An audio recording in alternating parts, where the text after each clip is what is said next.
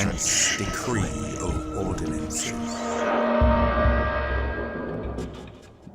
Jed opened his eyes blearily, then screwed them tight against the dawn light. "Where's cursed curtains?" he mumbled to himself, then groaned as he remembered he had taken them down. According to the ZENST'S decree, blocking out the light of the heavens with cloth drapery was akin to wrapping yourself in a shroud. It was a sure way to attract the unquiet dead. Jed had no desire to ignore the wisdom of a famed witch-hunter, so down the curtains had come. He had supposed that Herium ZENST had a point.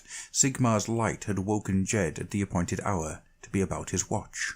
He should really be thankful. That said, ZENST'S decree guaranteed to keep a man safe from the dead only if its every commandment was followed to the letter, and it had a great many of those. Jed fumbled on his nightstand for his parchment copy. Sitting up, he blinked owlishly as he read again the stringent guidelines. "Sigmar ward away ghasts," said Jed. "Sigmar drive off ghouls. Sigmar preserve my soul and shield my body against the dead." He repeated the formula 6 times, then dipped his fingers in a flagon of water next to his bed, and flicked droplets around himself at each of the 12 stellar alignments. Jed hauled himself out of bed and got ready, all the whilst taking pains to follow ZENST'S commandments. He hung 12 weighty talismans around his neck, having to stop and remove them, then start again when he realized he had donned the hammer of righteous heart before the eye of soul's warding. He put his clothes right side first on, right sock, right boot, right glove, all the time, muttering the prayer against the sinister sins.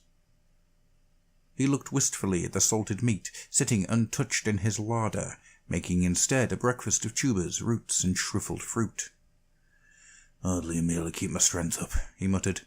The eating of dead flesh was forbidden by the decree, for it invited grave thoughts, but Jed hadn't been able to bring himself to throw his hard-won store away.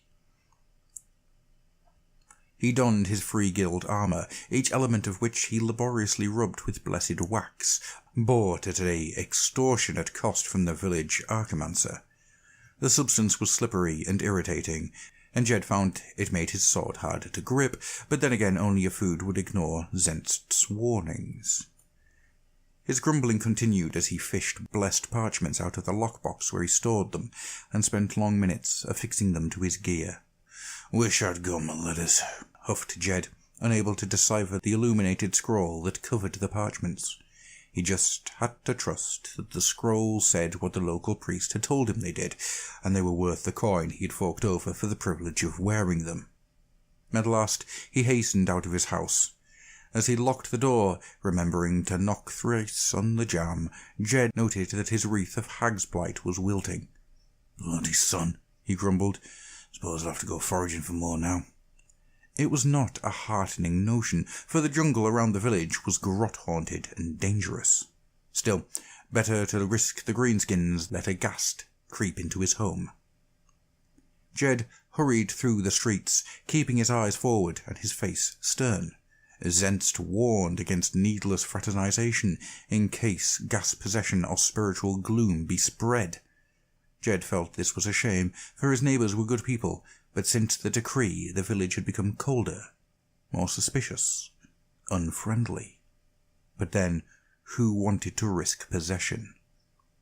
"You're late again," said Dunsley, as Jed hurried up the steps to the rampart.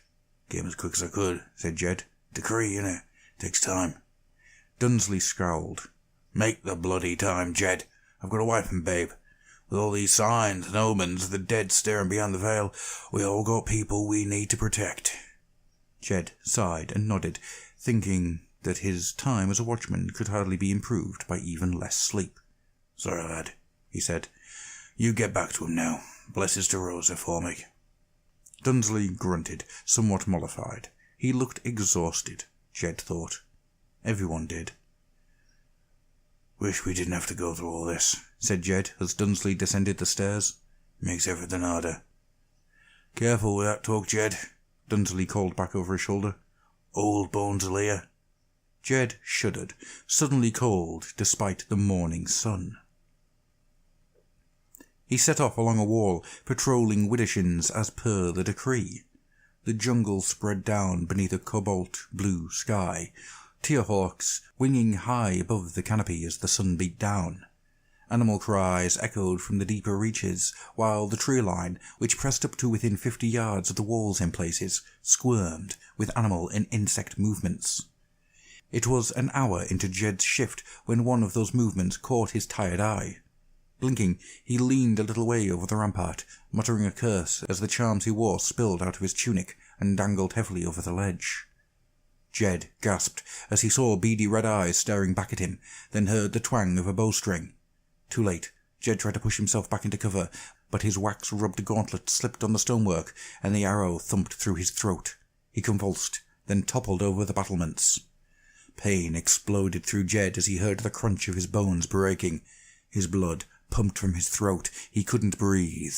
The last thing Jed saw was a pair of grots slinking towards him, eyes fixed upon the charms that tangled around his neck. They grabbed his body and began to haul, dragging him away towards the jungle fringe. Later that day, the village priest stopped before Jed's door. He shook his head at the sorry wreath of hag's blight hanging there, then pressed a parchment against the frame and hammered it into place with a nail. As the priest walked away, the parchment fluttered in a cold breeze, its warning clear to all.